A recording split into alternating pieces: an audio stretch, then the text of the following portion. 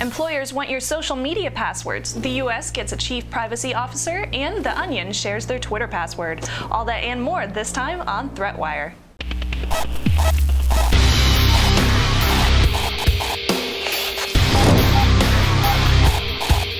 Hello and welcome to ThreatWire. My name is Darren Kitchen. And I'm Shannon Morse. And this is your summary of what's threatening security, privacy, and internet freedom. And let's go down to Texas. Now, the Texas House wants to end employers' ability to request usernames and passwords for potential employees' social media network accounts in a recent bill proposed by Representative Helen Giddings, a Democrat from Dallas. Now, currently in certain states, companies are permitted to ask a potential employee for their social media logins, which is crazy to me, and they can gain access to any private information on their profiles. Now, Giddings' bill states that requiring such access is a violation of privacy. Access to an employee's account may lead to employment discrimination based on race, religion, age, disabilities, all sorts of stuff.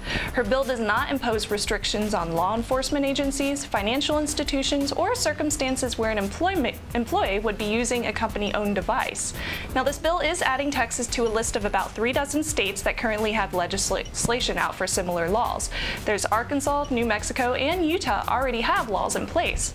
Another similar law is currently making its rounds in New Jersey with several sides to the argument. Now, according to NJ.com, Governor Chris Christie said this bill paints too broad of a brush. An employer interviewing a candidate for a marketing job would be prohibited from asking about a candidate's use of social networking so as to gauge the candidate's technological skills and media savvy. Now, for me, there are definitely two sides to this argument.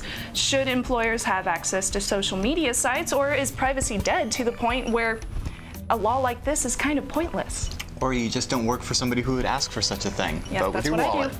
You know who just got a new employee as well? The president. You see, in April of 2009, President Obama created a new role in the White House known as the Chief Technology Officer of the United States. Todd Park has been heading up that position since early last year, and now he has a new advisor.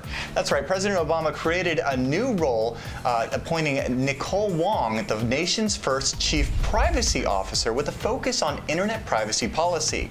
Now, since last November, Wong has been Twitter's legal advisor, handling First Amendment and privacy issues. Previously, she held a position as the Vice President and Deputy General Counsel at Google, where over the course of 8 years, she managed a team of lawyers working with engineers to review privacy policy, copyright, and removal requests. And it's actually said that jokingly her colleagues call her the Decider after the folksy George W. Bush title.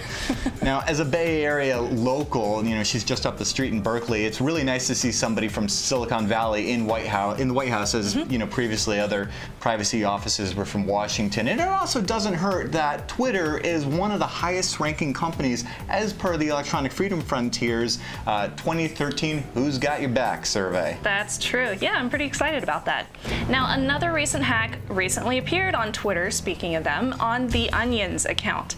The Syrian Electronic Army hacked the Parody News Twitter account and posted pro-Syrian and anti-Israeli tweets all morning on May 6th. Now, according to an interview with the Syrian Electronic Army hacker pen The Pro, the hack was in defense of a recent Onion parody article about the Syrian president. He wrote, "Recently they have published an article that savages Syria and its current circumstances. This hurt the feelings of many Syrians who relied on it to tell the truth in a funny way.